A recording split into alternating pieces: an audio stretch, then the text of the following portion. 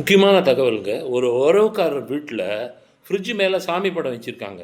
கற்பூரம் காமிக்கும்போது என்ன ஆயிடுச்சுன்னா, ஒரு கட்டி வந்து கீழ விழுந்து ஃப்ரிட்ஜுக்கு அடியில போயிடுத்து. ஃப்ரிட்ஜ் பத்திக்கிச்சு. ஃப்ரிட்ஜ் பாட்டுக்கு எரியுறது. அவங்க மெயினெல்லாம் ஆஃப் பண்ணிட்டாங்க. இருந்தாலும் ஃப்ரிட்ஜ் ஃபுல்லா எரியுறது. எல்லாரும் வந்து என்ன செய்றதுன்னு தெரியாம இருக்காங்க. யாரோ ஃபயர் டிபார்ட்மென்ட்க்கு ஃபோன் பண்ணேன். ஃபயர் என்ஜின் வந்து அப்புறம் வீட வந்து சரி பண்ணினாங்க. அந்த நேரத்தில வீடு பூரா வீடுல மேல சமையல் பாத்ரூம், சமையல் ரூம் எல்லாம் கரியா போச்சு. பாத்ரூம்ல கெய்சர் எல்லாம் காலி ஆயிடுத்து.